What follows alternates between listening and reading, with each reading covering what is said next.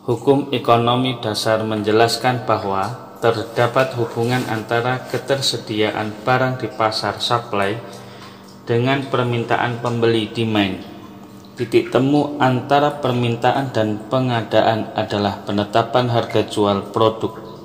Ketersediaan barang yang melebihi permintaan pembeli akan menurunkan harga barang. Sebaliknya, ketersediaan barang yang lebih rendah daripada permintaan pembeli dapat menyebabkan harga barang menjadi tinggi. Produk kerajinan memanfaatkan keterampilan tangan.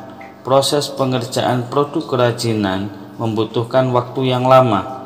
Industri kerajinan hanya dapat menghasilkan jumlah barang yang terbatas dalam rentang waktu tertentu. Berbeda dengan industri manufaktur yang mampu menghasilkan produk dengan jumlah besar dalam waktu yang singkat. Hal tersebut memberikan peluang produk kerajinan dengan keunikannya untuk memasuki pasar sebagai produk dengan jumlah terbatas atau limited edition, limited product. Produk yang unik dengan jumlah terbatas dapat memiliki harga jual yang tinggi. Peluang kerajinan untuk menjadi produk dengan harga yang tinggi harus dipastikan dengan melakukan riset pasar terhadap minat dan selera pembeli. Hasil riset pasar akan mendasari proses perancangan produk kerajinan yang inovatif. Rancangan produk terwujud melalui kegiatan wirausaha dengan didukung oleh ketersediaan sumber daya manusia, material, peralatan, cara kerja, pasar, dan pendanaan. Sumber daya yang dikelola dalam sebuah wirausaha dikenal pula dengan sebutan 6N, yaitu man, manusia, money, uang, material, bahan, mesin, peralatan, metode, cara kerja, dan market atau pasar. Man, manusia atau SDM, sumber daya manusia, saat ini biasa disebut dengan istilah manpower, tenaga manusia, atau mind power, daya pikir, adalah personel atau orang-orang yang terlibat dalam wirausaha tersebut. Salah satu faktor keberhasilan wirausaha adalah keberhasilan mengelola sumber daya manusia yang terlibat dalam setiap proses yang terjadi dalam usaha. Pengelolaan sumber daya manusia juga termasuk pengelolaan ide-ide inovatif yang dapat bermanfaat baik untuk perkembangan produk dan maupun usaha secara umum.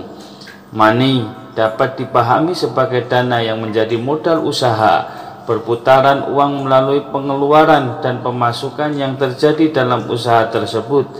Kemampuan pengelolaan uang termasuk kemampuan mengelola keuntungan yang diperoleh untuk pengembangan usaha agar menjadi lebih besar.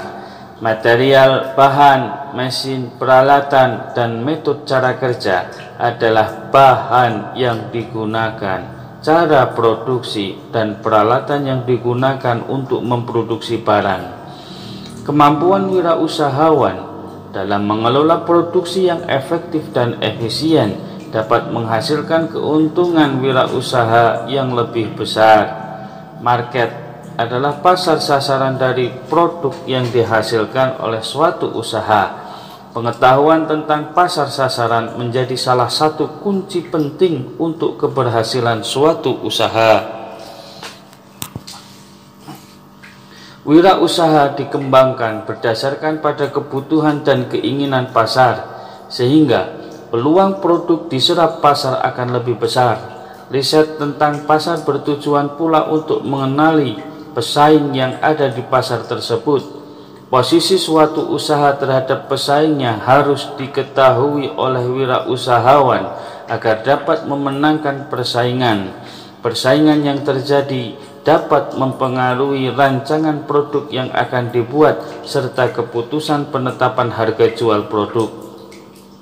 Pada pelaksanaan wirausaha diawali dengan penataan sumber daya manusia yang akan menjadi penggerak kegiatan wirausaha. Dahulu digunakan istilah tenaga manusia atau manpower. Namun saat ini sumber daya manusia lebih dikenal dengan mind power atau daya pikir. Pemikiran manusia lebih berharga daripada tenaga fisik. Sebagian kegiatan sudah dapat digantikan dengan mesin dan robot. Namun, pemikiran kreatif dan inovatif hanya bersumber dari manusia sebagai makhluk ciptaan Tuhan. Pemikiran kreatif dan inovatif menjadi penggerak dari perekonomian saat ini. Dunia telah melewati 4 gelombang peradaban ekonomi. Pada gelombang pertama ekonomi, pertanian menjadi penggerak ekonomi yang keutama. Gelombang tersebut dikenal dengan gelombang ekonomi pertanian. Revolusi industri dan perkembangan permesinan membawa babak baru bagi perekonomian. Industri manufaktur bermunculan dan menghasilkan produk secara massal. Produk dari industri massal menjadi motor penggerak utama perekonomian. Gelombang ini disebut sebagai gelombang ekonomi industri. Gelombang berikutnya muncul sebagai akibat dari inovasi di bidang teknologi informasi.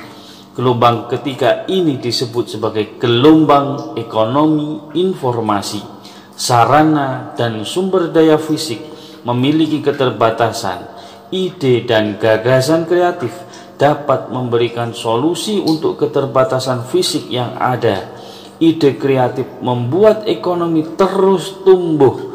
Gelombang dengan ide kreatif sebagai penggeraknya disebut sebagai gelombang ekonomi kreatif. Pada gelombang ini, industri kreatif menjadi penggerak utamanya.